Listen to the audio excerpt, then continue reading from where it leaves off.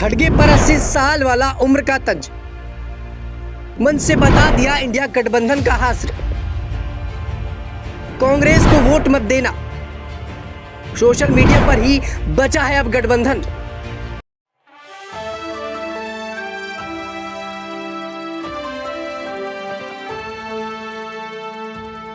नमस्कार, आप देख रहे हैं नेक्स्ट 9 पॉलिटिकल बाइट। मैं हूं आपके साथ सिराज। साल 2024 लोकसभा चुनाव, आने वाले 5 सालों का भारत का भविष्य तय होगा। इंडिया गठबंधन बना बीजेपी को हराने के लिए, लेकिन अब वही इंडिया गठबंधन का अस्तित्व खतरे में आ चुका है। बता दें कि जिस तरीके से तमाम दलों ने मिलकर बीजेपी को हराने के लिए इंडिया गठबंधन का अस्तित्व में लाए, कहीं ना कहीं अब वही इंडिया गठबंधन के एक गले की खांस बने बैठे हैं।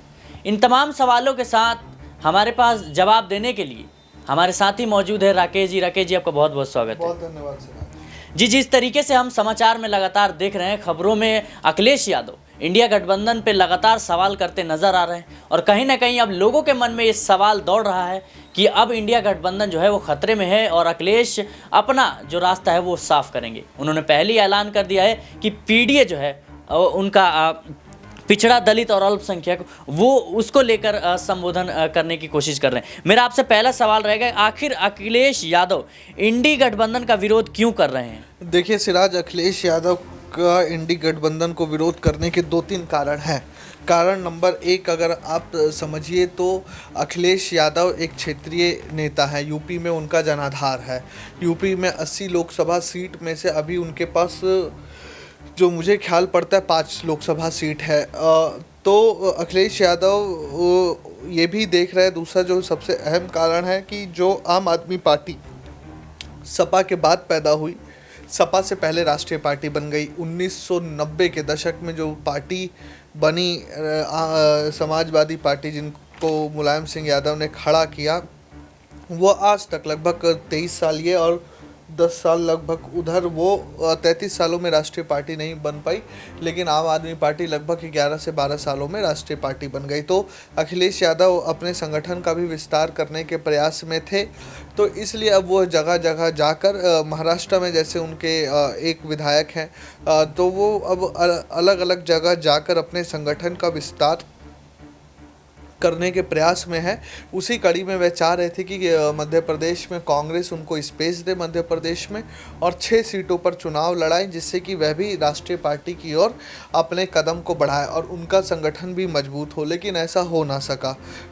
तो ऐसा जब ना हो सका तो अखिलेश यादव पूरी तरीके से क्रोधित हो गए हैं और वह चाह रहे हैं कि किसी भी तरीके से इंडिया अलायंस को और ख़ास तौर पर कांग्रेस को खरी खोटी सुनाई जाए।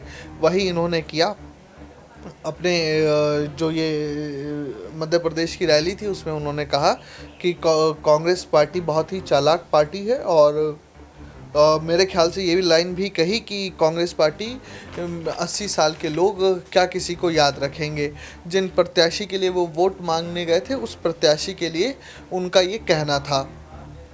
तो कहीं ना कहीं अखिलेश यादव को इस बात का गुस्सा है, द्वेष है कि कांग्रेस पार्टी ने इंडिया गठबंधन की बात करी, लेकिन जिस रूप में उनको सीट देनी थी उस रूप में उनको सीट नहीं दी गई और उनको टिकट बंटवारे से भी दूर रखा गया।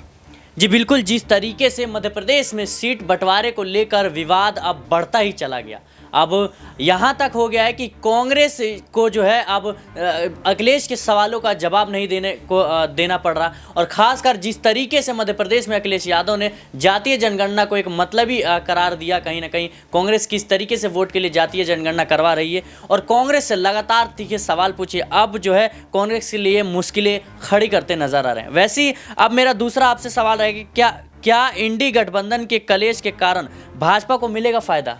और देखिए, स्वाभाविक है, भाजपा को फ़ायदा पूरी तरीके से मिलने वाला है, क्योंकि कारण ये है कि ये जो इंडिया अलायंस बना था, जिसको विपक्ष इंडिया अलायंस कह रहा है, उससे कहीं ना कहीं भाजपा को तो चुनौती मिल रही थी, क्योंकि लगभग 450 से 500 सीटों पर विपक्षी एकता का मन था कि वह एक जो कॉमन प्रत्याशी को उतारे हर सीट पर, जिससे कि भाजपा को चुनौती दी जा सके और विपक्ष का वोट बटे ना।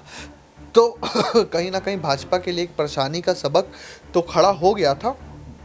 इस अलायंस की वजह से। लेकिन जिस तरीके से राजनीतिक स्वार्थ पर ये अलायंस बना गढ़ा गया, उसके बाद से ये अलायंस लगातार अभी रसातल में जा रहा है। पहले नीतीश कुमार ने बयान दिया बिहार में कि इंडिया गठबंधन में कोई काम नहीं हो रहा, हम कांग्रेस को आगे बढ़ाना चाह रहे थे, लेकिन कांग्रेस खुद ही आगे नहीं बढ़ना चाहती। 5 राज्यों के चुनाव में कांग्रेस शामिल है। तो दूसरा वही क्या बोलते हैं कि CPIM, बंगाल में आप जाइए तो TMC और CPIM आपस में लड़ रहे हैं।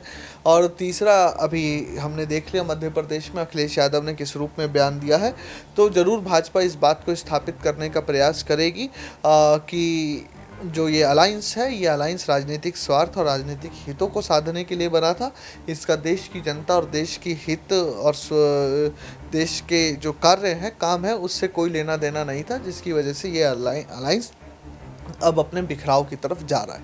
जी बिल्कुल, जिस तरीके से अब ये जो सामने बात निकल कर आई है कि किसी न किसी मतलब के कारण जो है इंडिया अलायंस का गठन हुआ, कहीं ना कहीं अब वो मतलब पूरा होता नहीं दिख रहा है। इस वजह से पार्टियां जिस उम्मीद से आई थी संगठन में, अब वो पूरा होते नहीं दिख रहा है। इसको लेकर अब पार्टियां जो है तमाम तरह के आरोप प्रत्यारोप एक दूसरे पर लगा रही हैं और कहीं ना कहीं इससे इंडिया गठबंधन को लगातार कमजोरी का सामना करना पड़ रहा है और बीजेपी को निश्चित रूप से जो है इसका फ़ायदा मिलेगा। लेकिन मेरा आपसे तीसरा सवाल रहेगा, क्या आखिर क्या कारण है कि इंडी गठबंधन के नेताओं में आपस में नहीं बन रही है? ये सवाल बड़ा है मेरा। देखिए, इंडी गठबंधन के नेताओं में आपस में इस वजह से भी नहीं बढ़ रही है क्योंकि महत्वाकांक्षाएं सभी की चरम पर है।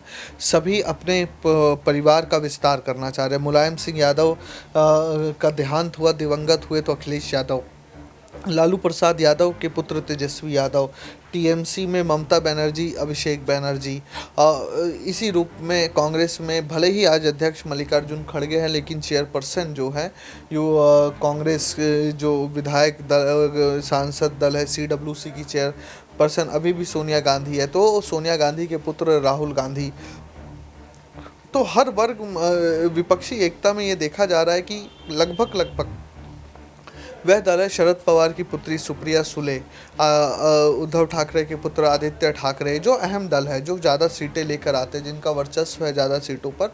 उनमें देखेंगे तो कहीं ना कहीं व्यक्ति केंद्रित पार्टी है और व्यक्ति केंद्रित पार्टी के साथ कहीं ना कहीं वह अपने ही किसी का अपने ही रिश्तेदार या पुत्र या पुत्री का राज तिलक करने को बेचैन है, जिसकी वजह से देखिए अब आप जब इस तरीके से हित टकराते हैं तो टकराव होना किसी भी गठबंधन में स्वाभाविक है। और यही हो रहा है इंडिया गठबंधन में, क्योंकि सभी के अपने अपने राजनीतिक निहित है, राजनीतिक स्वार्थ है, जो वह टकरा रहे हैं, जिसकी वजह से ये द्वंद्व मचा हुआ है। जी बिल्कुल, जिस तरीके से जो है एक राजनीतिक मंशा के कारण कहीं ना कहीं ये राजनीतिक गठबंधन बनते हैं। अब जैसे कि हम बता दें कि किस तरीके से बड़े बड़े दावे किए जा रहे थे कि लोकतंत्र बचाने के लिए, संविधान बचाने के लिए कहीं ना कहीं इंडिया गठबंधन का जो है संगठन का बचाव किया जा रहा है, संगठन को बनाया जा रहा है। लेकिन अब किस तरीके से सब पार्टियां अपने अपने राजनीतिक फायदे के कारण किस तरीके से अब वही जो है इंडिया गठबंधन पे सवाल खड़े करते नज़र आ रहे हैं। लेकिन मेरा आपसे आखिरी क्वेश्चन रहेगा कि क्या इंडी गठबंधन का जब निर्माण हुआ था तब क्या सही से इसके समीकरणों पर काम नहीं हुआ? देखिए, इंडिया गठबंधन का जब इंडी गठबंधन का निर्माण हुआ तो उस समय नीतीश कुमार बस ये चाह रहे थे, या नीतीश कुमार की ये सोच हो सकती है कि पहले सभी विपक्षी दलों को एक पटल पर लाया जाए, पटल पर आने के बाद सभी तरह के समीकरणों पर ध्यान दिया जाए। तो उस समय नीतीश कुमार हर जगह जाके दिल्ली जा रहे थे, उड़ीसा भी गए, वो दक्षिण की ओर भी गए, लगातार जेट दौरे वह कर रहे थे।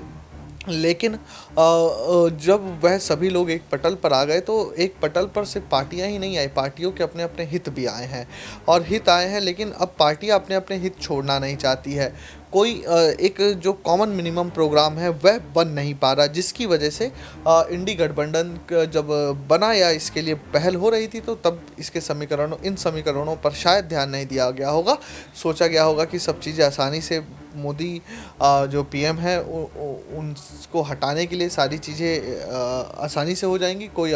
सभी लोग अपने अपने त्याग करेगा अपने अपने हिस्से का, लेकिन वह हो ना सका, तो जिसकी वजह से आज इंडी गठबंधन डामाडोल है।